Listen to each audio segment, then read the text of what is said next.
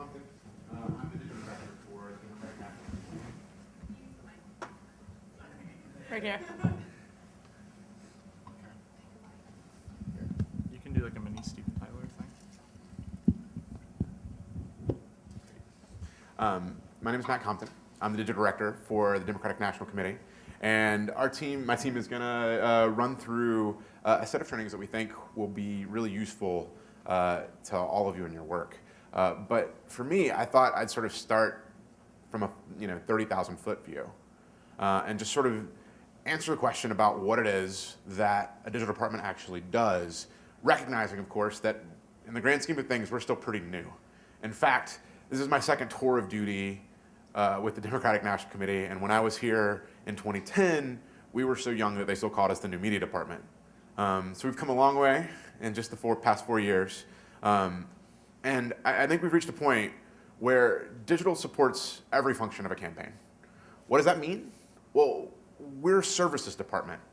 If your field team needs to recruit volunteers for Canvas, we can help with that.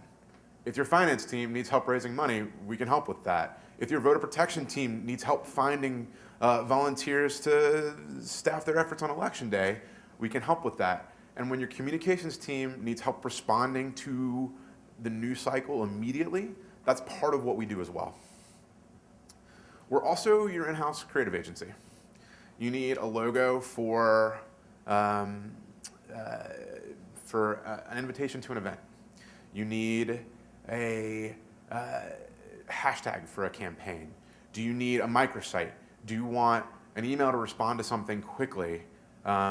Do you want a bunch of creative people who can help come up with a new idea to tackle a difficult challenge?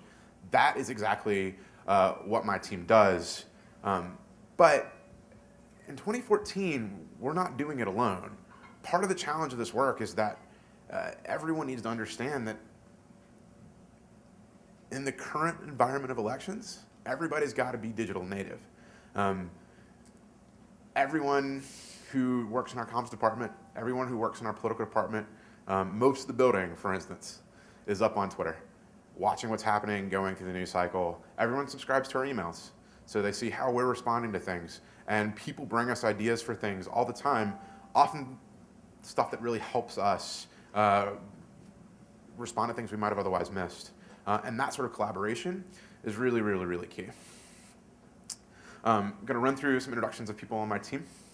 Patrick Stevenson is going to give the first little mini presentation. He runs our email team. He's a veteran of the Obama campaign in 2012, which had a little bit of success that you guys might have heard about. And he's done a tremendous job helping to bring some of the ideas and the techniques that they tested and found to be incredibly powerful on the Obama campaign to our work at the DNC. Nick Gaw is our director of engineering. He runs a team that's responsible for web development, for tool development, and for our analytics. He came to us from a place called change.org, and he's going to do a quick presentation on testing, and particularly how to do some of the testing that we do with a smaller program. Jenna's our deputy director. She was one of the digital directors for Terry McAuliffe's campaign in Virginia life cycle. Before that, she was at Change. And she's going to talk about some strategies for growing an email list and ways to do that both organically, sort of natively over time, and some paid acquisition strategies. Finally, Elizabeth Eady, our creative director, who has more than 10 years of experience, both as a designer for her own company, as well as working for big brands like Disney, is going to talk about why it's important to invest both time and energy in design. So, really hope this is helpful, really hope that you enjoy it, and we'll also be around afterwards for some office hours so you can ask some pretty direct questions.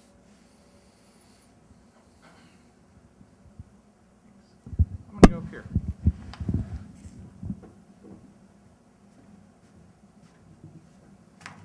Hi, I'm going to tell you why you should send lots of emails to people. That's what me and my team do professionally. It's fun. We raise a lot of money over the internet, and we think it's increasingly like when we have these conversations with people, there's a lot of stuff that we think we figure out because we test this at such a high intensity level that we can really pass down, and I'm excited to do that. So why you should have an email program? It's that it can raise a lot of money, and it's actually really the only way to raise money over the internet. You can raise a lot of money over the internet. You can do it quickly. It's one of the ways you can raise money and take advantage of moments. In 2012, when I was on the Obama campaign, 2/3 of the money we raised as a campaign, which was roughly $1.1 billion, was online. Most of that came over email. And that was a product of like direct solicitation and having a very well-developed list, but also reaching out to our supporters at key moments in the campaign and really like striking while the iron was hot and messaging to people and keeping them involved in the campaign. It's really the only way to raise money online, as I mentioned. Last year, our social media, we try to raise money online on social media for reasons of due diligence. We did not raise a lot of it online, as you can see. Like 0.11% came on Twitter and Facebook. Sometimes we have conversations with people that they really want to figure out how to raise money on Twitter and Facebook, and if there was a way to raise money on Twitter and Facebook, we would have figured it out in 2012, and we did not. So just when you're thinking about social can absolutely play huge roles in messaging and communicating and engaging your supporters, and also converting your supporters into people that receive emails from you that they will then donate to you, but it's not a form of direct money solicitation. It's also similarly, it's not just the best way to get people to give you money, it's the best way to drive people to your content. If you have an ad that you're really proud of, if you have a microsite that you're really proud of, if there's something you want people to see on the internet, it is the best way to get something in front of people. Because when you send an email, the chances someone will interact with it and direct their attention to it for even like 2 seconds is so much higher than that if you post something on Facebook, if you post something on Twitter, where there's a large possibility that someone will just miss it entirely. By some measures, email is 100 times better at driving people to content than Facebook, and it's 1,000 times better than Twitter. Those are somewhat not updated stats, but you get the sense of the type of scale we're talking about here. And as you mentioned, like, you can get in people's inboxes quickly. Direct mail just doesn't allow you to capitalize on moments in the same way email does. And it's a lot cheaper. Also, one of my favorite things to do, and something we're able to do with a larger list, but something you can absolutely do with a smaller list, is like, I can target people directly and differently with an email. A good example of this was we had a recall election in Colorado a few months back. I don't know if any of you remember it, but we targeted people in these two very small state Senate legislative districts. We were able to target them with specifically GOTV asks and volunteer asks, whereas we knew people outside of those state Senate districts would be very interested in chipping in and ensuring that these elections went a certain way. But obviously GOTV asks are ineffective for those people, but we're still able to target those people with fundraising asks or volunteer asks if they're in close proximity. And I think there's a lot, especially when you're talking about state parties, there's a lot of things you can do there. Not every district you have in your state is competitive. Some are. And you can target people who you value more as voters differently than you value as people who are supporters. And email's especially good at that. So, when you're drafting an email, I'm just going to go through some very top level stuff here. I'm happy to take questions on anything more specific later. But I like to think there are 4 things that make an email particularly successful or unsuccessful. The first and most important thing is who is sending the email. I have been fortunate enough to mostly stick to jobs in my life where I get to send emails from the president. It will not surprise you to know that he is a very effective email sender. People tend to open lots of emails from him. But it's also a good opportunity to be creative with people. if you can't send an email from the president, certainly like it is worth your time to solicit emails from prominent political figures in your state. People will very much engage with the Claire McCaskells of the world, or Terry McAuliffe, or you can probably talk a lot about like Mark Warner was a very effective sender for DPVA last time around. I think last cycle something we found surprising was that surrogate senders who are super relevant in state performed better than people maybe with bigger names from out of state that we would have thought people would be interested in. So it's something you can try out. Patrick's right. Mark Warner was great for us, where bigger name out of state folks didn't do quite as well. Right. So like while the president is very effective, he might be less effective for people in Virginia than Mark Warner. Like there's some data to suggest that that's possible. But you can also think too, like people are used to getting different emails from different people. Another example of this is Jeremy Bird was the national field director for the campaign in 2012.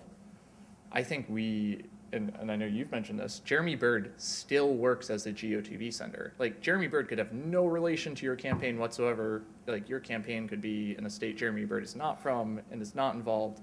But Jeremy Bird will be the most effective person at getting someone to open an email asking you to volunteer for them. Yeah, that's a direct result we had. Jeremy Bird actually beat Terry McAuliffe as a sender for GOTV Asks on email on the McAuliffe campaign, and so we ended up using him consistently. He's just a supporter of the campaign, who certainly wasn't on staff, but it was a great asset to have. And it's a good way to be creative about this too. Like a very effective email I can think of having sent was my old boss, Toby Falsgraf. He once, because he tested so many pages for a contest we were having to meet the president, like he ended up actually winning the contest to meet the president. He was ineligible to win, but he sent an email to our whole list saying like, I actually won the contest, so it's very possible. And it performed great. And Toby Falsgraf is like an anonymous digital staffer, like up here. And it's finding the right person to send the right email, but it certainly is worth getting prominent people in your state, because that's who people want to hear from. They want to be connected to what you're doing in your state and what Democrats are doing, and that's why they're on your email list. So it's the least controllable thing, but it's a good thing to be creative with and flexible with and spend some political capital on. Some other things you can do are just tactics.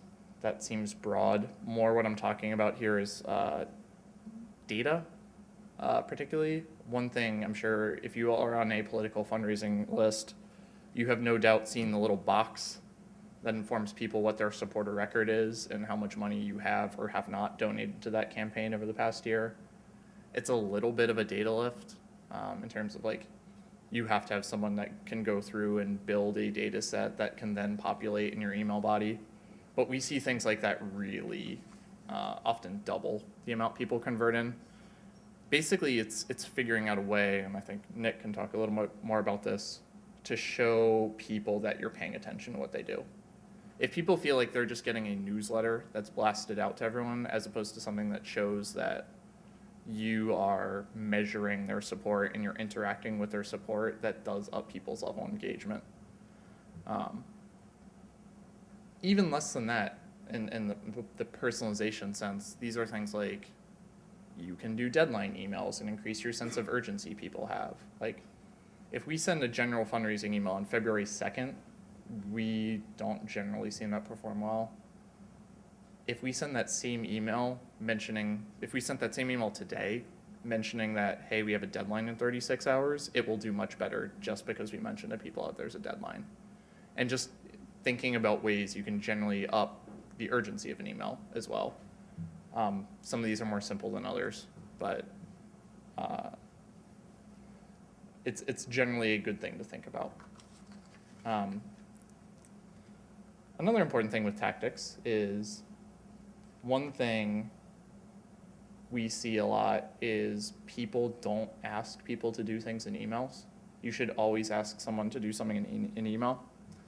Because if you send an email that's just a letter from a politician to a supporter, even if it's a point you want to convey, even if the objective of your email is to convey a point from a politician. A good example of this was Wendy Davis just sent an email to her list in Texas responding to a lot of the personal attacks against her, and clearly their message was she wanted to tell her story. They still put a link in there asking people to like support her and add their name to support her. And it seems like a soft ask, but if you don't include a link in your email asking people to do something, the only link in an email is an unsubscribe link. And guess what people do if the only email link is an unsubscribe link? So certainly you want to distract them from that, but also you want people to have something to do off of every communication you give them. But even if you're not asking people to donate, and I don't actually recommend that every email you send is something that asks people to give money. It certainly doesn't hurt to have a donate button in every email, but you should be thinking about asking people to watch a YouTube video you put out, or to share your most recent 30-second ad on Facebook with people, or to sign a petition, or to sign up to get more updates on one specific issue area of the campaign, or to take a survey. You can think of any variety of things. Another part of this tactic is you should never ask people for more than one thing in an email, because there's this concept, and I'm not sure how real the psychological thing this is, but it's called choice paralysis, where if you ask people to do more than one thing, people are less likely to do either of those things because they're not sure which to do. It's a very incremental thing, but when you're talking about email's all incremental, and if you ask people to watch a video, then you ask them to donate, they're less likely to do either of those things than they are if you just ask them to watch the video or donate. Similar to this, the idea of choice paralysis is it's much better to ask someone for $5 or more than it is to ask someone for $5 or $10 or $25 or $100. People are much more likely to give you any amount of money if they just feel like you're being straight with them with what you want. The third thing that makes a good email is a moment. Again, this is what email can do that no other type of communication can really do, is you can talk to supporters at an important moment of the campaign, and you can talk to a lot of them. You can't do it with direct mail, you can't do it on the phones, you can't even do it on the doors. It will not surprise you to know that the biggest fundraising moments for the Obama campaign came in the few minutes immediately after a presidential debate. Now, that's obviously not super replicable because 80 million people probably aren't watching political events in 2014. But a good example of this is the McCaskill campaign in 2012. After Todd Aiken's comments about legitimate rape, they raised $1 million in 6 days, just because they were sending out emails to people, but also they provided an easy website for people to get on there and donate and chip in. And $1 million for a Senate campaign in 6 days is obviously a tremendous amount of money. But it's all about establishing a connection to real world events. And even if you don't have one of the most cataclysmic gaffes in political history happened in your campaign, Republicans in your state say ridiculous things all the time. They do. That's why they're Republicans. They're great, especially state level Republicans. A great example of this was yesterday, and is anyone here from the DPVA?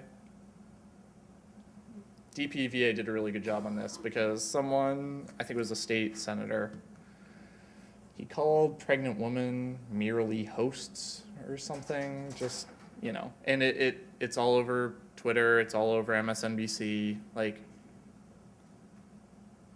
your progressive supporters are aware of this comment, and they sent an email saying, the email is just this guy is such an embarrassment to our state, and we can't have guys like this represent Virginia.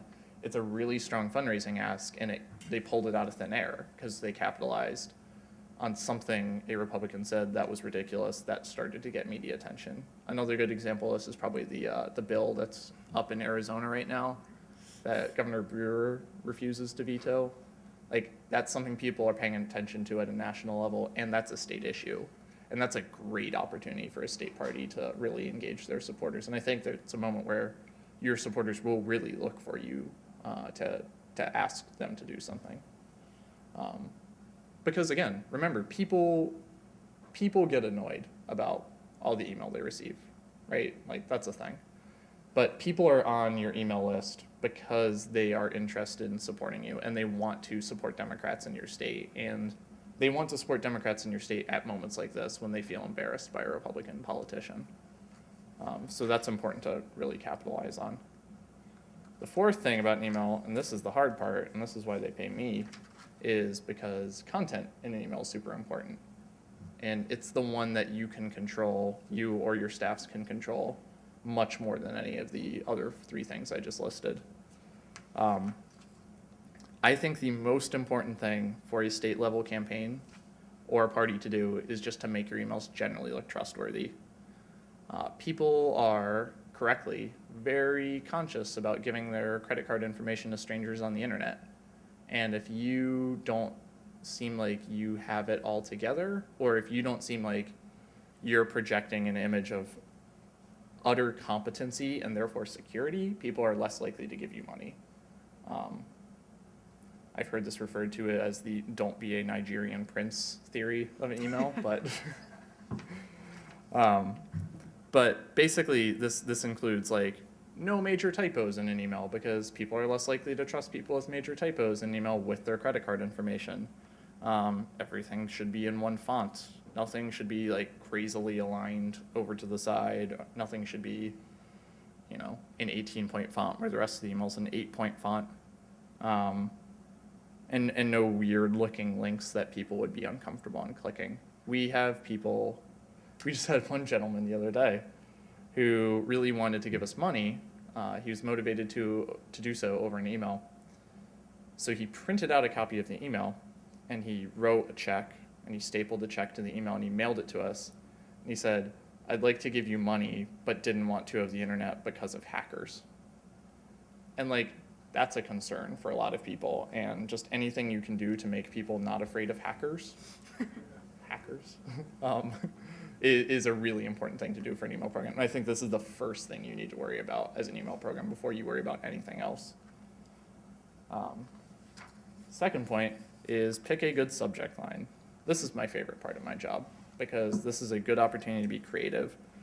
And it's also the determining factor of whether someone's going to choose to interact with your message, whether or not you have a good, engaging subject line. It should be attention grabbing. It should also not just be attention grabbing, but it should prime people to take the action that you're asking them to do. And it should not identify what you're sending out as like an email blast or anything quite like that. So here are a few examples of what I think are good subject lines.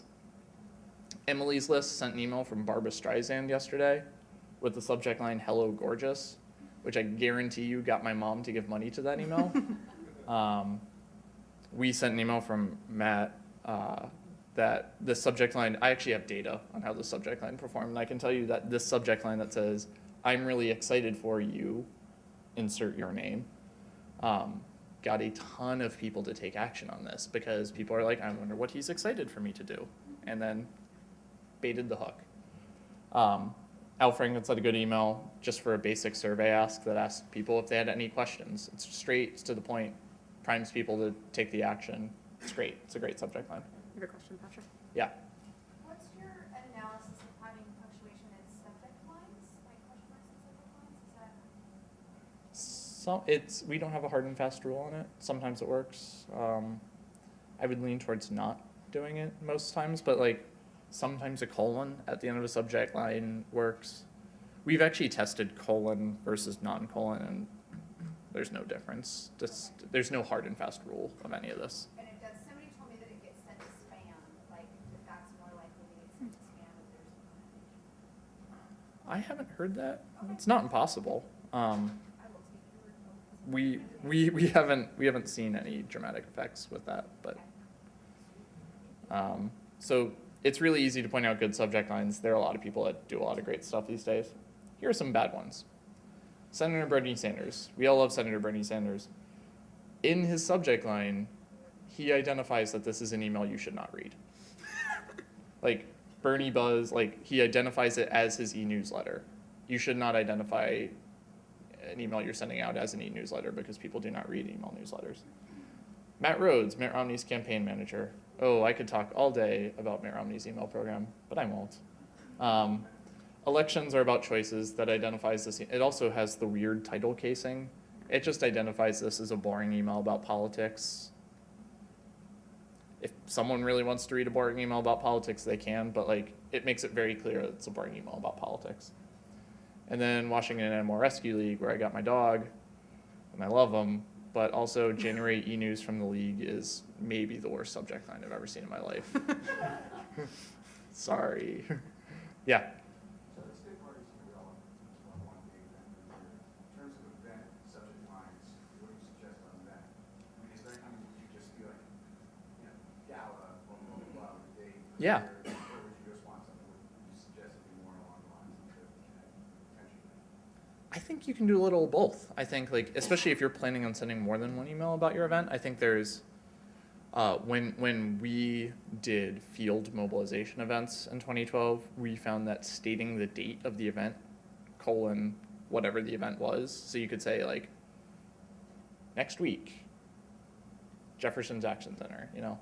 I think things like that are good. And I think also, like, depending on who your speaker is, like, want to see Joe Biden, something like that also would work pretty well. Yeah, we saw a consistent lift on including surrogate names in event subject lines last cycle. I think that's like a pretty good best practice. Yeah. So another key thing to do with subject lines is I think we can all, it's the don't cry wolf theory of all of this. Like, I can write a subject line that will definitely get you to open an email. I could write a subject line, free iPad. You would open that email because you want a free iPad. When you find that I am not offering you a free iPad, you will be mad at me and you will not give me money. But the open rate on it will be super high. A good example of this, and I should state, I really like Al Franken's email program. They sent out a subject line recently that was a puppy in a Cupid costume.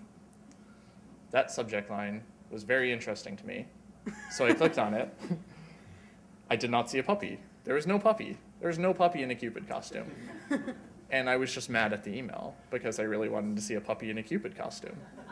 And this email might be fine, but I had a very negative interaction with it because I was just disappointed.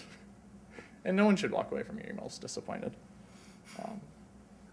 Also, as much as I like puppies in Cupid costumes, don't send your people pictures of puppy in a Cupid costume. Unless that's your candidate, in which case I'm jealous. This one seems basic, but I think it's a point worth internalizing, which is that you should write an email that you would write a person in your real life. This is a little difficult because I don't generally ask the people in my life to give $5 or more to support Democrats up and down the ticket. But if I did, I would like to think that the emails we write are written in an engaging voice. But also more broadly, what this means is don't send people speech transcripts, don't send people press releases, try to actually sit down and write an email people engage with over email. When you can, be brief. This is one of those things, this is not a hard and fast rule. Generally speaking, people skim emails. I read something the other day, I'm not sure how verifiable the stat is, but something like 70% of people spend 5 seconds on every email they get. That's not a lot of time, and obviously that doesn't mean people are reading a 300-word email from you. You can totally still write an effective 300-word email, and there's a lot of place for that, but I think 200 words is a good thing to shoot for, generally speaking. A classic example of something that's much shorter than this but raised a ton of money is this email. This email raised so much money. Obviously, it's from the president, and that's an advantage. And the fact that this email is short and it's from the president and subject line, hey, we have a built-in advantage from the president. But at moments, people are going to read that entire email in a way that they're not going to read that. They just might see a 400-word block of text and move on to the next email. I think it's something to pick your spots with, but there's no rule against sending this and being really short, direct to the point. It often works very well. Oh, I missed that. The other thing is to try, to our point about writing emails like you actually want to write an email to a human being. You should try to not identify it as, you should not make it look as if someone like me sat down and like coded an email. So that means like no really obtrusive header graphics, no overly designed, call out boxes or anything like that. Like there's a place for a call out box, there's a place for a header. Minimalizing it is better, and I'm going to let you talk a lot more about that. The key thing, and I think this is everyone's pet peeve, is you don't need to include a photo image of people's signatures. Just because like that's a thing that's a bell and a whistle. People don't actually write a signature on their email. And I think there's a certain level of like disingenuousness that you inject in when you do that. So just keeping it like basic, and again, looking like an email that someone wrote. So we can talk about the more advanced things. I'm happy to, I can talk all day about super advanced email tactics. I'm not going to because I think I'd get fired. But if you're interested in talking about any of this further, I'll be back there, / I have an email address. But there is an unlimited amount of stuff you can test and optimize in an email. It's great. Like if I had 500 people on my team, we would find things to test and optimize all day. Like we would be busy. Some examples of like the basic things you can test, and Nick will talk more about this. Subject lines is a great thing to test. People react really differently to subject lines. We just sent an email a few minutes ago to our list. We tested a bunch of subject lines. We can never guess which ones are going to do well, and like I think we're constantly surprised by which subject lines end up doing well, which is why I think if you had to test anything, I would test subject lines. Obviously, you can't do this on every list, but it's a good thing to do. Testing a sender, if like you were going to send from an organization, it might be interesting to test like Missouri Democratic Party versus Missouri Democrats. Like people will react differently to those two senders, and it would be probably a useful thing for your organization to understand.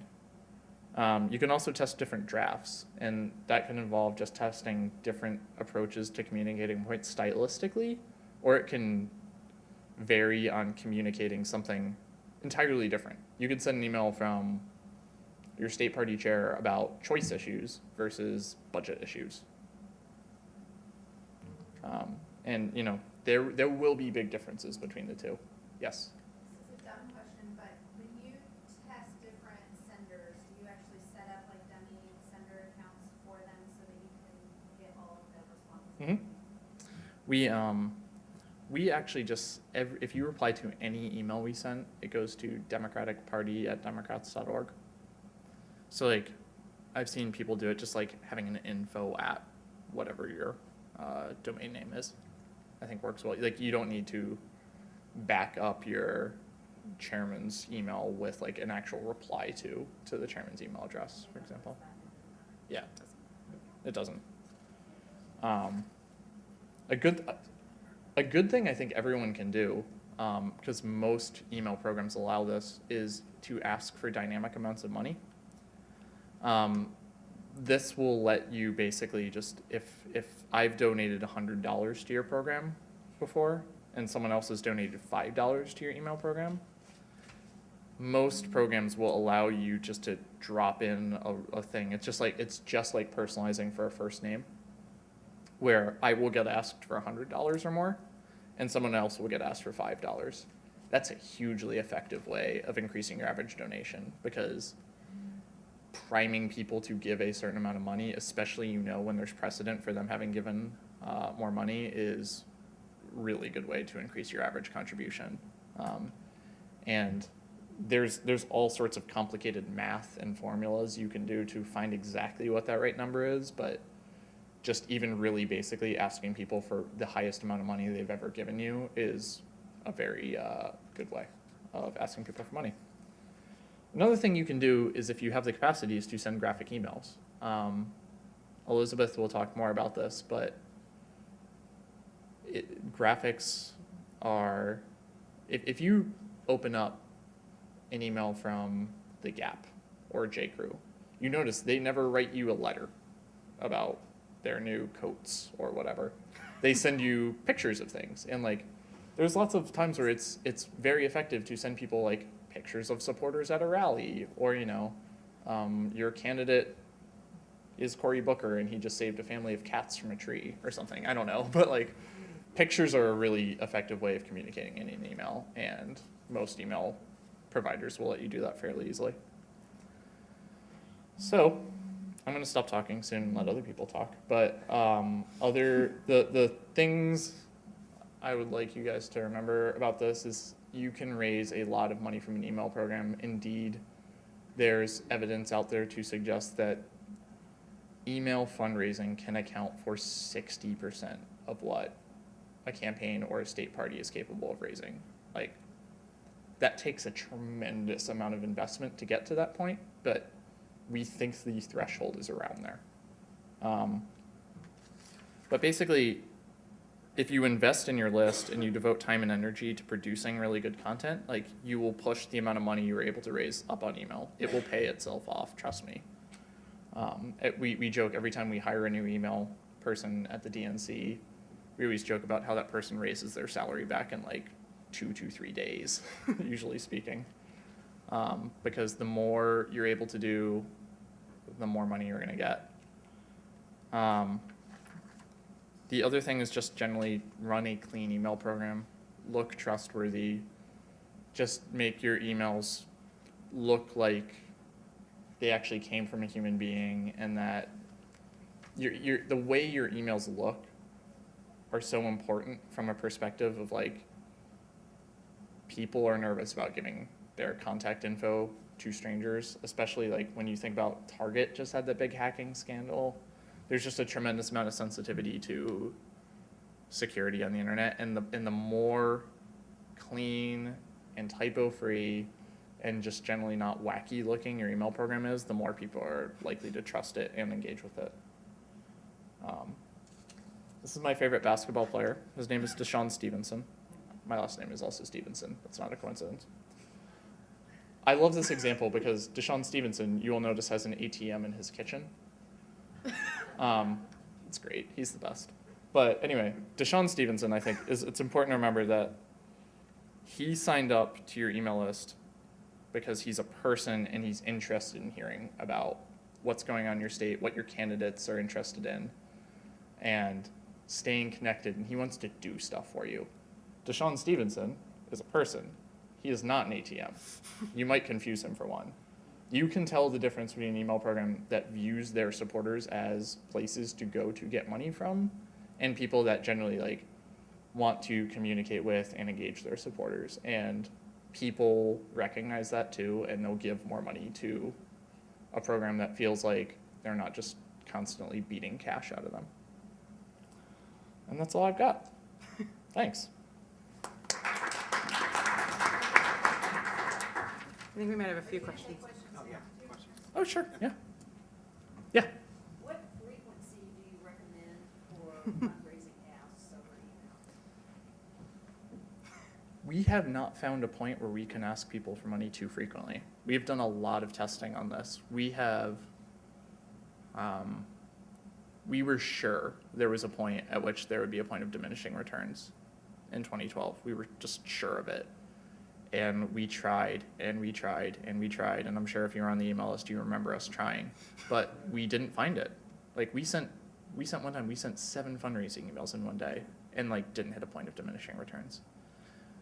It's a capacity issue, obviously. Like, do you have enough people to produce 3 emails a week? Maybe, but I don't think you can do it too frequently. Yeah, I think, if you don't mind me jumping in. Yeah. And just to sort of make the point that that's not a Barack. There's lots of these things that are Barack Obama specific. I don't think that's Barack Obama specific. For some context, last year I ran the email list for Terry McAuliffe and also the DPVA email lists. And in both of those contexts, this rule held. We did not hit a point of diminishing returns. There was a day between the two lists we sent to, audiences that overlapped, honestly. A combination of 10 fundraising emails on an end of quarter day between the two lists, and every email was absolutely worth sending, and the number of donations was greater than the number of unsubscribes on every single email. So I think the two rules are capacity, and if you have something to say in the email. Do not Right. send an email to send an email, but if you have a real message to send, you should send it. What program do you recommend for managing emails? And I'll say, I started with a list that had just a whole blob, emails not matched to the voter file.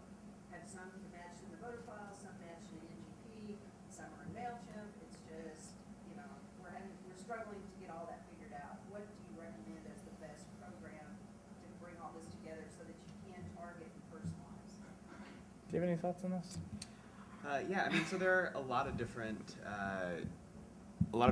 options when you're looking at the marketplace, especially if you've got sort of this list that's all over the place. Definitely, your instinct to consolidate in one place makes a lot of sense. But I would start by looking at Blue State Digital. It's the vendor that we actually use to send our email.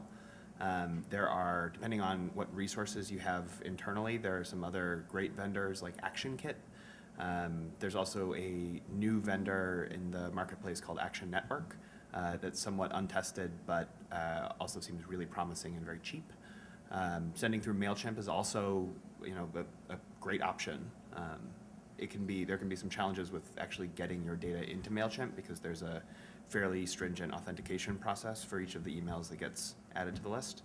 But yeah, I mean, there's a pretty wide marketplace there. And then I think, and I'm not just saying this because I think we have some friends in the room, but I think probably most of your state parties use NGP as finance software and compliance software, and that's certainly an option also to run an email program through, especially if you're already using that software. I think that could be a simplification step for you to use one software suite. Yeah. So you would take non-donors and add them into NGP? We could talk about the specifics during office hours, but I'm happy to talk to you about that, yeah.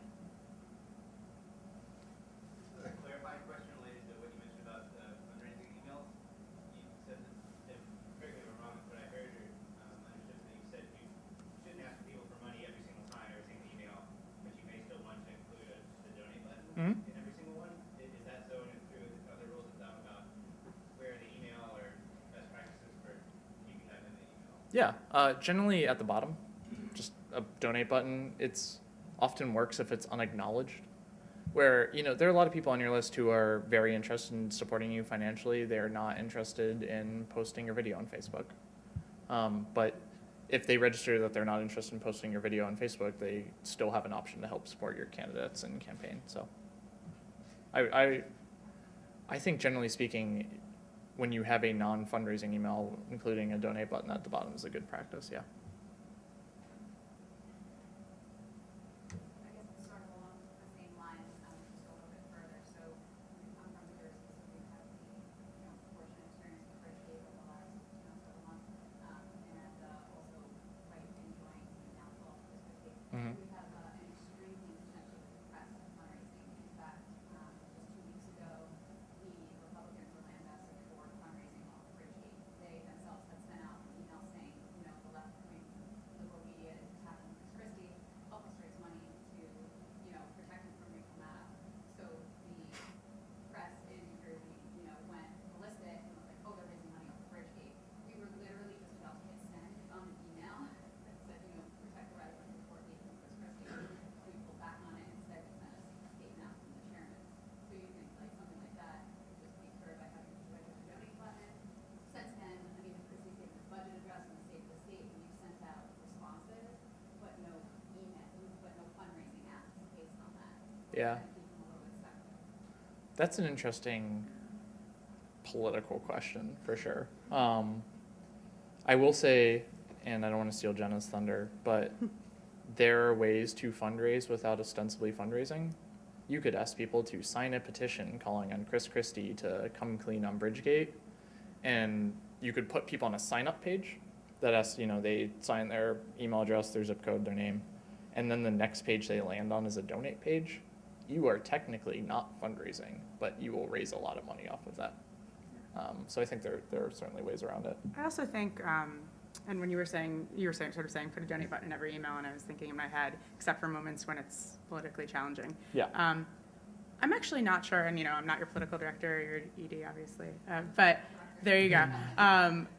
I'm actually not sure in that case I wouldn't have fought as the digital director to raise money off of Bridgegate. I think that's actually like a unique, I think that's like a uniquely motivating moment for online supporters, and it's going to be a tough call. But the anecdote of the bad press story versus the money, I think you have to make that call and make that decision. But I bet people. Trying to prove myself wrong. Yeah. But I sort of, my parents live, I'm from New Jersey. I think I would give to that Yeah, I mean, email. essentially, we're trying to raise money off of everything Christie does. Yeah. Instead of Bridgegate, Yeah. today we had a town hall, so we're sending out fundraising email about that. Yesterday was this budget Yeah. address, so we're sending out a fundraising email about that. But I guess I was just looking for. There also might be ways to distance yourself from it a little bit, like not send it from a person at your organization, but sending it from the organization. Yeah. Theoretically, could help. But I think Patrick's point about a sign-on or a petition leading to a donation page is the way to go. Yeah. Anyone else? And obviously I'll be back there later if you have any more specific questions. But thanks. Great. I'll pass the baton.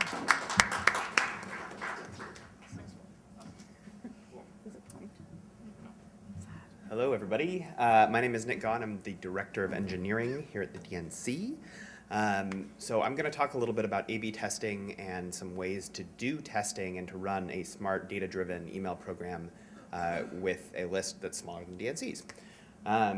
So first of all, can I get a quick show of hands who has heard of A/B testing in the past? Okay, smattering of hands. Who's actually run an A/B test over email? Okay, a couple people. Cool. So the first thing, that's the wrong direction. The first thing that we're going to talk about is a quick primer on what A/B testing actually is, how it works. So the basic deal is we've got two emails here. They are different in sort of one critical way. They might have a different subject line, they might have a different piece of content, whatever.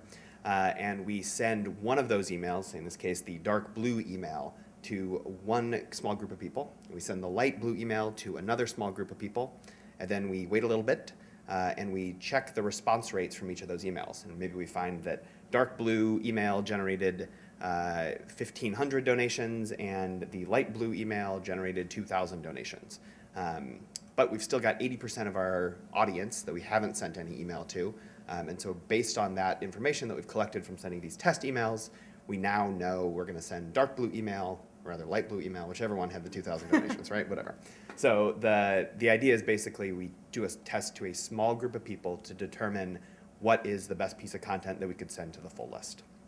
So that's the sort of concept that we're going to be working in today. And we're going to be talking about how to do that for small lists. So first of all, a quick review from 4th grade science. We're going to talk about the scientific method, in particular how the scientific method is applicable for email experimentation. So like all good experiments, an email experiment starts with a hypothesis.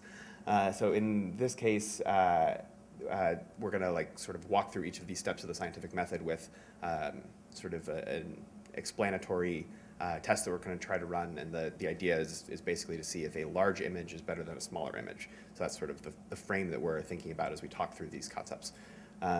So the hypothesis is an idea that we're hoping to test, and a example hypothesis statement for this fictional email test would be, if I make a bigger photo, more people will click on that photo. Seems reasonable enough. And hypotheses are often framed in if-then statements, back to that 4th grade thing. So a treatment version is the version that is different. It's the version where we're actually testing our hypothesis. So the treatment is where we make the changes that we will ultimately measure later. So in this case, a treatment version would be the photo would be a version of the email that has a larger photo. And the important thing to note about the treatment version is we're only changing one thing to make it a treatment. So we're only changing the photo size. We're like going to keep the text the same. We're going to keep all the other stuff the same. The control version. So the control version is the version that we would have sent out if we weren't running this experiment. This is the version where we're not changing anything. And we do an observation. So this is after we've sent out this experiment where we're asking the question, what are we measuring? And in this case, we might be measuring the click rate between these two emails because, right, we're trying to determine if more people are going to click on the larger photo or if more people are going to click on the standard size photo. And then the last thing we do is a bit of analysis, and we ask the question, did it make a difference? Did what I do, this intervention, did this intervention actually do anything? So yes, that is the basic scientific method for email experimentation. We're going to be referring back to some of these words as we move throughout this brief section. So I wanted to make sure we all are on the same page there. Okay, so now back to sort of what actually matters with small lists. Testing is testing, and the concepts are sort of the same between the DNC's list and a list of 5,000. But there are a couple of concepts that are particularly important when working with a small list, and those are sample size and effect size. So those are somewhat statistical concepts, but we're going to try to break them down in part because there's sort of a simple relationship between these ideas, and having a grasp of that relationship helps you design tests that will be what we call powerful. In other words, will have results that actually mean something and help you learn from your program, which is ultimately the goal here. Okay, so sample size. Sample size is the number of people that we email with our treatment and control versions. It is, in that first slide, if you remember, we have the dark blue email and the light blue email. The sample is the people that we send the dark blue email and the people that we send the light blue email. So the sample size is just the number of people that we're emailing with each of our test versions. It's carved out of the larger population of people that we're trying to learn about. Okay, so the real question here is how do we know what sample size to pick? So we want the smallest number of people possible, but we want to still be able to learn something about the larger group of people, your entire email list, by picking a sample size that actually has statistical power. And so that's what we're going to be talking about. And to determine that, we use what's called a power calculation. And we're not actually going to talk about the math behind a power calculation, but we're going to talk about sort of how it can be useful. And ultimately, at the end of this presentation, I'm going to give you a quick little online tool to help you calculate power for yourselves. The one thing that we need to know in order to calculate power is something that we haven't talked about yet, and it's called effect size. Okay, so effect size is related often to the type of intervention that you make in an experiment. So big intervention often means big effect size. Small intervention, small effect size. And to give a sense of what those things actually look like sort of in comparison, I've got a couple of examples. So here are two types of different intervention. The first is a large intervention, and the second is a smaller intervention. So the idea here, this bigger intervention, you see these two emails. One is like text-based, it's got a Democrat logo on the top. The second, designed by the wonderful Miss Elizabeth Eady, is an all-graphic email, and it's sort of, it's a little bit more dynamic. The text is a lot larger. It's very different than the other version, right? So if the one on the right with the all image is our treatment version, and the one on the left is our control version, there's a large difference there, and our intervention is large. A smaller intervention is on the bottom there, where we've got basically the same email. You actually probably can't see the difference from where you're sitting. The difference is the first paragraph. So the lead in that email is different. So the treatment version has a different text in the first paragraph. The control version has the sort of original text in that space. So that's sort of just to give you a sense of like the scale that we're sort of talking about. Big interventions are often like dramatic changes. Smaller interventions are smaller ones. So if you were to say change the color of a donate button on the bottom of your email, that's a small intervention. If you're doing something that's like drastically changing the whole style of your email, that's a large intervention. Okay. So effect size and sample size are related. So effect size, remember, is correlated to the type of intervention that we're making. So big interventions, generally big effect sizes. So as effect size goes up, your sample size can go down. This is the sort of inherent relationship between these two things. So on the, for example, if we go back to our large intervention, you would need fewer people to test to determine the difference in a large intervention than you would in a small intervention. So if you're just changing like the donate color, right, that's a small intervention as we talked about, that you'll need a lot of people to test to. But if you're drastically changing the look and feel of an email, you can get away with testing it to a smaller group of people, so you'll have a smaller sample size. Okay, so that's sort of the most critical concept here, the inverse relationship between effect size and intervention and sample size. Okay, so exposure also matters. And exposure, what I'm sort of talking about here, is the number of people that will actually see the thing that you are doing, right? So in email, we know that a lot of people are not even going to bother to open your message. And it's a shame because you spend so much time on it and it's awesome, but you know, them's the breaks. So when we actually think about who is seeing your test, right, about 100, well, all of the people who get your email, pending any deliverability issues, roughly 100% of the audience is going to be seeing your sender and your subject line, and they may decide to click on it or not.